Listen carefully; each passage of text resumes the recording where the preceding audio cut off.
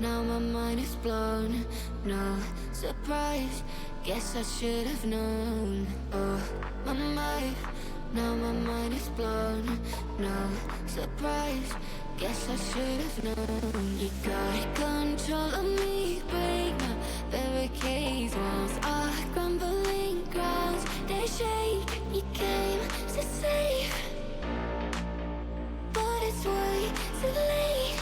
Every single time you say I cave.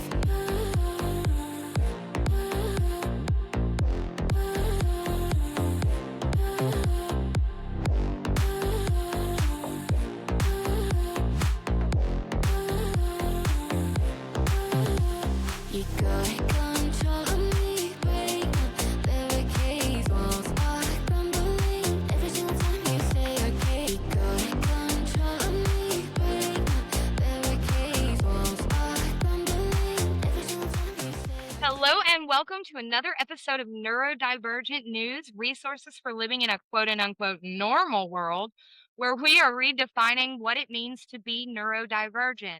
To a lot of people out there, they think of us as damaged, and no, we are not damaged. We are just different from you.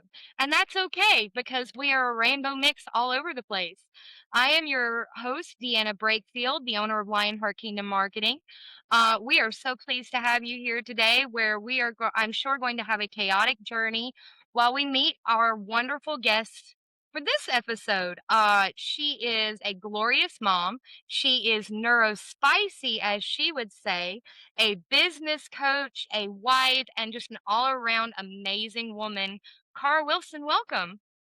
Oh, I'm so excited. Thank you so much. I love everything that you just said. Thank you. Thank you so much. So tell us a little bit about you. I mean, obviously I gave you this grand warm up, but in your own words.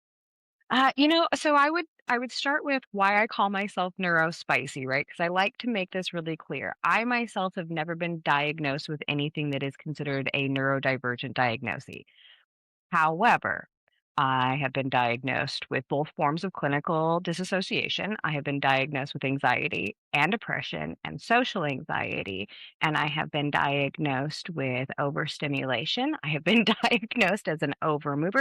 So, everyone that goes along with it, just not any of the actual diagnoses themselves, right? So, which is why I say I'm neurospicy because I don't have what is currently considered a neurodivergent diagnosis. Mhm. However, also the term neurodivergent that we have been working with for the last 40 years uh, says that the neurodivergent brain adapts and changes, and that impacts how that brain interprets the world around them. But I've also deep dived into epigenetics and behavioral genetics. And according to the neuroplasticity of our brains, everything that anyone experience remaps their brain and changes how they experience reality. So, welcome to the Spice Rack, everyone. I love that, the spice rack. I may have to steal that from you. Please do. Yeah. So, neurospicy, I mean, that was a laundry list of challenges that you just listed for us. When I try and explain the level of spicy, uh, my best way of explaining is when the fan is going, I hear the blade spinning, plus the wind coming off of the blades, plus the rotor that's moving the blades, plus the engine that is running the motor, plus the electricity that's in the engine that's going down the cord and the wall is vibrating from. I'm that level of spicy. Okay. Then I guess I need to turn my fan off in the background before I make you crazy. So I'm good. I've learned to adapt and turn the volume down on different things in the world. But yeah, that's my level of spicy. Well, you are certainly in pleasant company, and we're glad to have you here. So, you typically work with neurospicy individuals, as I understand it. hmm I prefer to, and not to be insulting to neurotypicals, there's very few of them in reality. They are the minority. Fun fact, learned that lesson.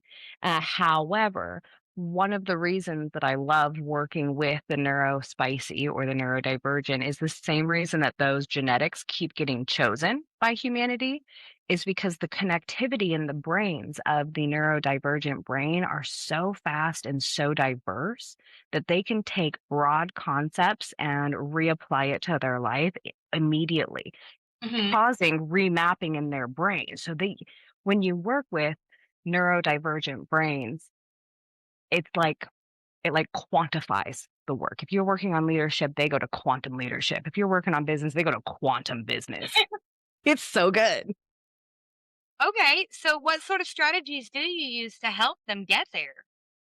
So I use the Cara method. The Cara method itself has been tested from high support need autistic all the way to neurotypical.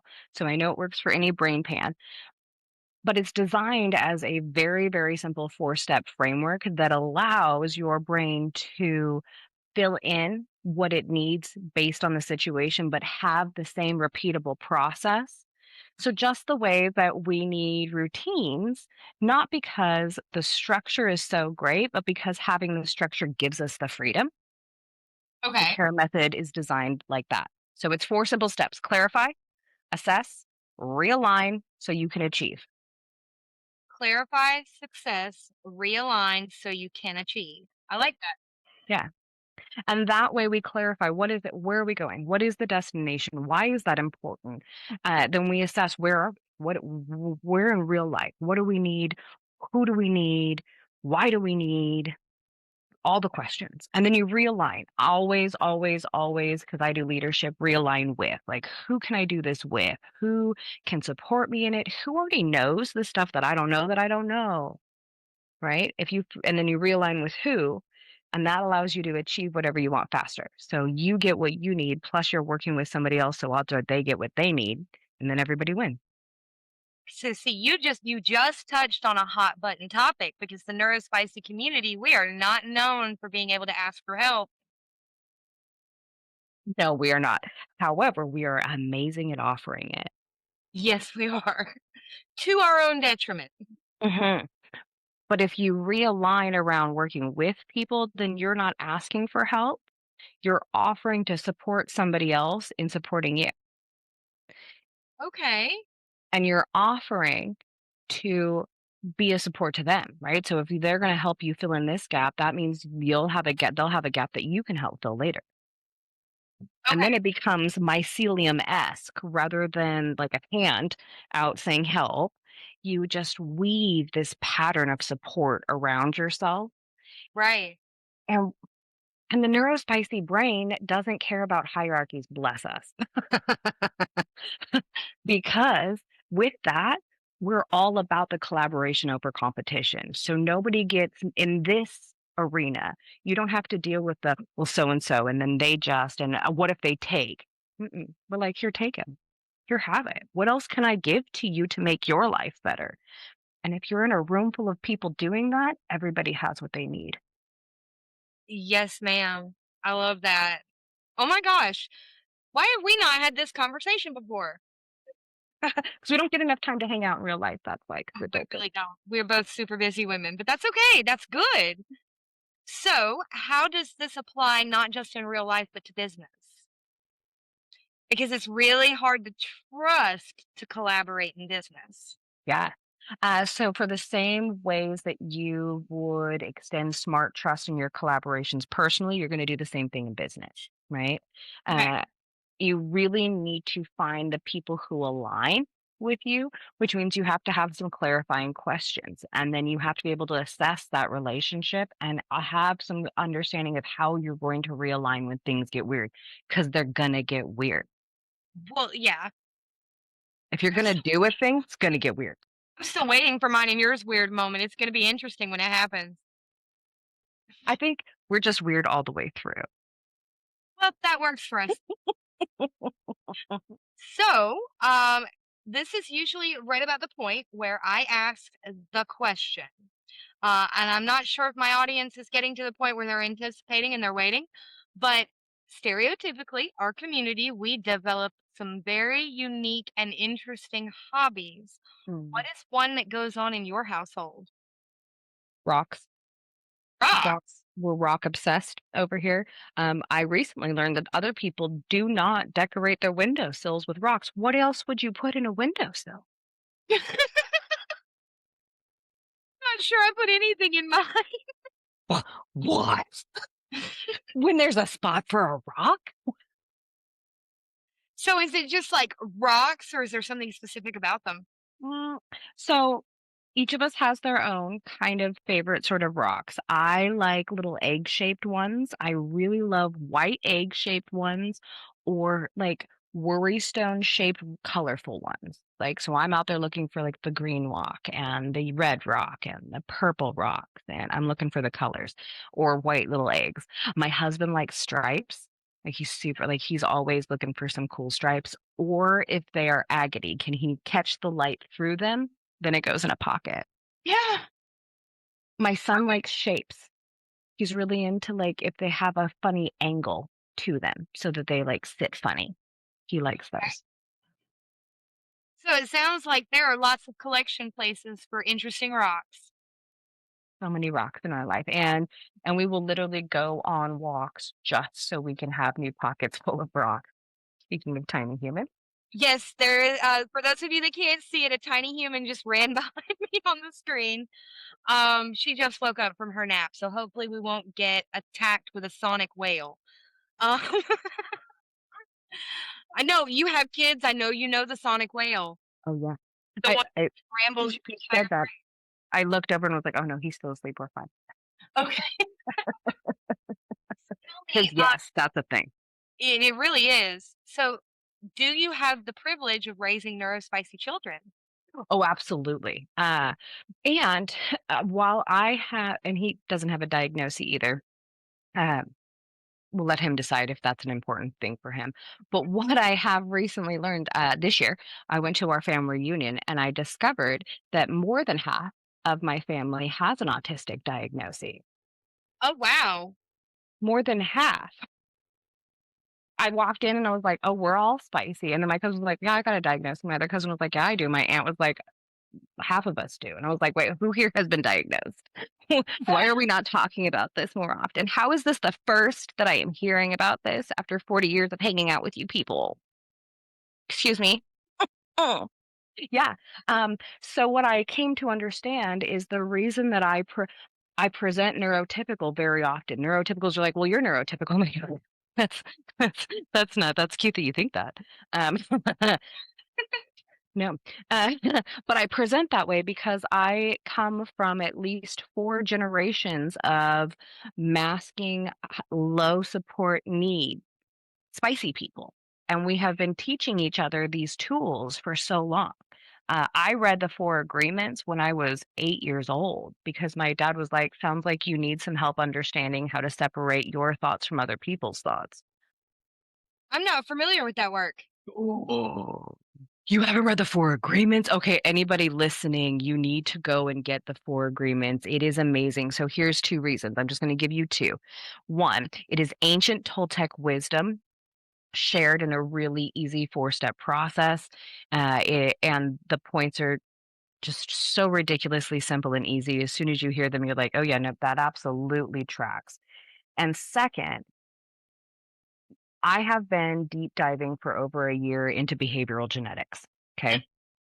And essentially, all of the wisdom that they are sharing in these books has been validated with behavioral genetics and epigenetics and the study of how our brains work.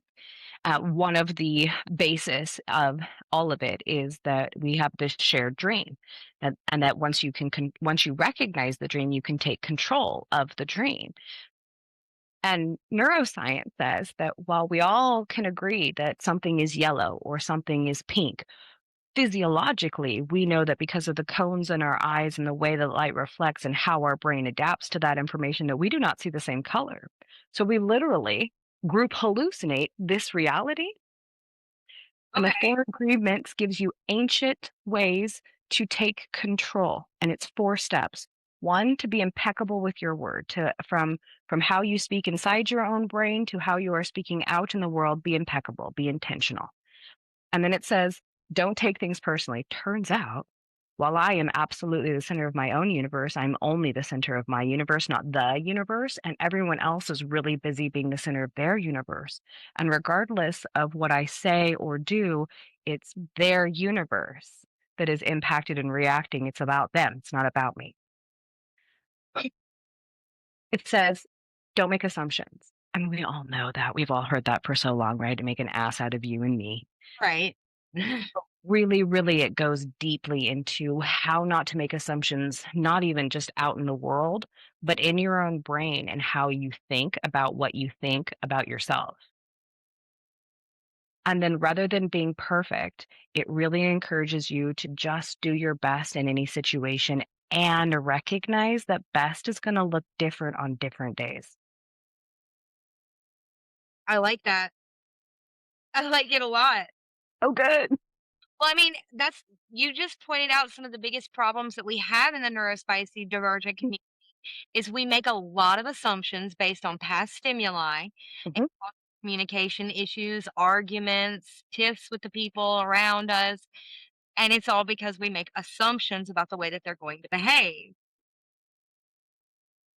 I was given this at 8. Why am I so good at masking and managing? Because I was given these tools that have been handed down for generations. Yeah. Okay, okay, I love it. No, you make it sound really, really simple. That's a talent that you have. If I'm being completely honest, is you take complicated things and you make them simple. Thank you. I my BS, my belief system is they are simple. Most things in life are ridiculously simple, but we're not, Hmm. and we like to complicate things, Okay. So and what we need would to you say if I said simple doesn't mean easy? Oh, 100%. Simple is not easy. Quite to the contrary, the hardest part of simple is doing the simple thing over and over again. And this gets us to why have we built an entire society around neurotypicals when tangibly and factually and statistically they are the major minority on the planet because they can get up and do the same thing every day. When they know they need to do something, they just go do it. What is that even like? I don't know. I have to have 3 reminders and a pep A talk lot. just to get there. Yes. Like, and I know how good it's gonna feel when it's done. I know how simple it's gonna be to do. It's probably only gonna take me 5 minutes, so why does it take me 45 to get to that 5? Yeah. Mhm. So, of course, you wanna build a society around people who do not struggle with that because they're literally keeping society going with that simple behavior of going forward every day. But since we like to complicate things, we are literally designed to be the innovators of society. Mhm. But they hide us and we're ashamed of them. Or they're ashamed of us. I said that wrong. Well, and I think that goes very clearly to not understanding, right? If they are so used to doing the same thing over and over again, and the human brain is designed to lean into that for safety and survival tech ways, right? Like literally why things that are different freak our brain out because our brain is like, I don't understand this, I don't know this, what do I do with this? Mhm. And it goes into a little tantrum mode before you're like, okay, okay, calm down, we've done new before. This is not our first rodeo. And when we lean into that, when we allow ourselves to have both the simple and the complex, things are easier. But that freaks people out. And because we haven't had language to explain it, we have no way of telling them. That is why the work of Temple Grandin is so massively game changing in the community because suddenly we had somebody who was diagnosed as a high support this kid's never going to talk, this is never how this is going to be, and she stands on stage and can articulate these experiences because we are now generations into this being a reality and we have language and we have conversation and we can say no, the spinning is actually helping slow my world down. No, the stemming is so that I can be still. No, this is not because of you doing anything wrong. This is just a thing that my existence needs. Well, I mean, what the audience can't see is that you talk with your hands a lot. That's part of your stimming. I'm playing with a paperclip off camera that I'm mutilating because it keeps me still and allows me to Yeah. focus on the conversation. Yes. And it allows people, because we now have language for it, we are now getting to the point where we can make those accommodations. Mhm. And when you make, unlike cultural accommodations, when you make the neuro accommodations, it impacts way more than just a group of people. You make one concession, you change the lights, and instead of having those horrible flickering ones that we've been dealing with since the 80s, and you put in like normal lights that just exist, not only do the neurospicy brains settle down, but literally all of the brains in the space are like, oh, wow, I didn't even know that that was distracting me. That has not been my experience, but then again, you're out in the world a lot more than I am. I'm very isolated here in Alabama.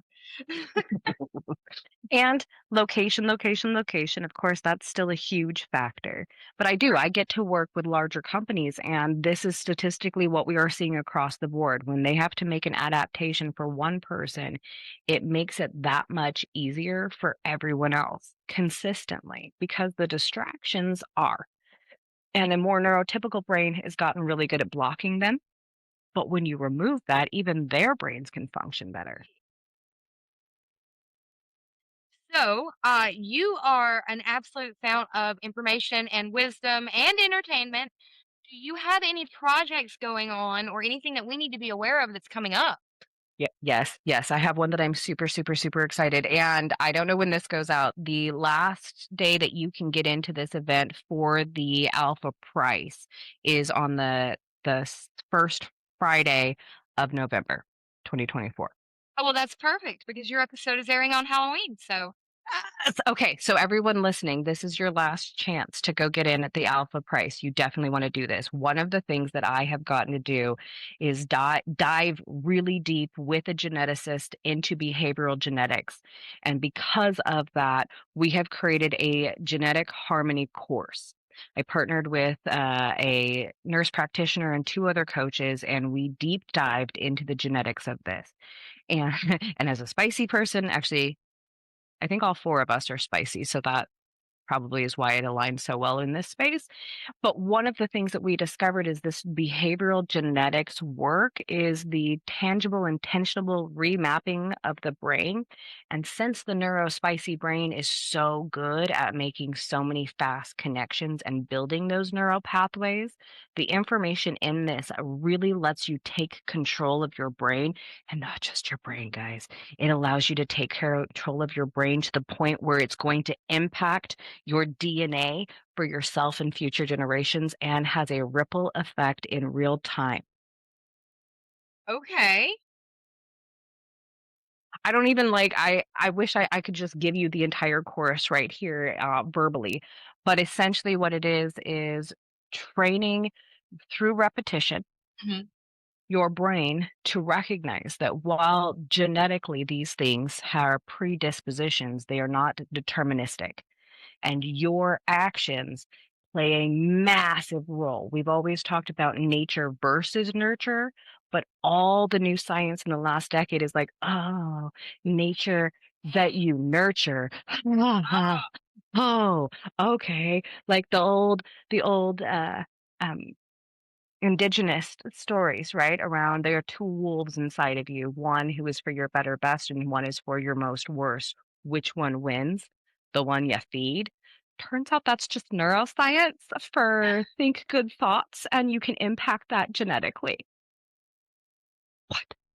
It's really that simple. Like I know I have a tendency to simplify things, but it really is that simple. And we have created a 6-week course to build those pathways into your brain. So at the end of it, you're already on that path. All right. So, you're going to send me all of those links so I can include it in the blog post. Yes. Yeah. Yeah. And you can Amazing. go to geneticedgecoaching.com. GeneticEdgeCoaching.com. Yeah. Perfect. So, if they are interested in finding out more information about you, ma'am, how can they find you? I am very accessible. I think you can look up Cara Jean Wilson on almost any of the socials, and I am there.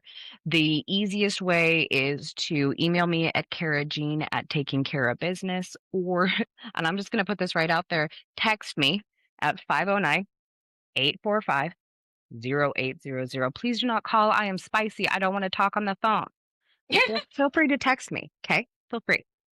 Wait, okay, so now that you just accidentally started another debate, are you the one that lives next to your phone and answers text messages within 10 minutes, or the one that forgets to text you back for 6 months? Yes. So I am either right next to my phone and so good at it, or I'm going, does anybody know what I did with my phone? Okay, so gotcha. You're the one that loses your phone and your keys and your glasses if they're not on your face. Yeah, yeah, yeah. They all have homes, and if they're not in their home, well, then where are they? They vanished. They walked away. They got legs. We'll Yeah, find them eventually. yeah. The most common phrase at my wedding when I asked all of the participants was, "What did the bride say the most?" And then the unanimous answer was, "Anybody know where my phone is?" So provided I am paying attention to my phone, I'm great. But as soon as there are distractions, I'm distracted. Well, do you have any last thoughts for the audience so I can distract you? Yes. Okay. So when I found out that I was on the neurospicy side, that tracked for me. I was like, yeah, nope, that totally makes sense. I've been living in my own universe since the dawn of time. So yes, but explain neurotypical because either I don't hang out with them or I don't know any. I don't, who are these unicorns? And I had this question so hard, I went and asked 26 different therapists and I got a unified answer, which literally has never happened on any of the other questions I have asked. So I like to share this specifically with this neurospicy. So since humanity is a rainbow spectrum, if you imagine a rainbow, the three people that statistically speaking, based on the population density right now, the three people standing at the very top of the rainbow, those are our neurotypicals. There's probably three on the planet right now. And from there, we just get spicier and spicier and spicier. And the bottom 20% of the rainbow down towards the clouds, that's where we get the diagnoses. That's where autism, ADHD, ADD, all of that lives down in that space. So between the three and the 20th percentile, we're all just a little spicy. I love it. I love it. I love that alliteration. It's beautiful. That's where the spice rack came from. Welcome to the spice rack. We're all on the rainbow. All right. Well, thank you so much for taking the time to sit with me today. This has been amazing. I've loved it. Yeah, you're amazing. I appreciate you so much. I love that you are holding this space for us. Thank you. Well, you are always welcome to come back with us whenever you have something new or interesting or exciting going on. You just let me know and I will have you back. This has been another episode of Neurodivergent News. We have had the amazing Cara or Cara, because my Kara, because it's taking Kara business. right, the amazing Cara on. So yay, you just got to see my spicy again. We will see you all same time, same day next week. Have a glorious and wonderful day. Love me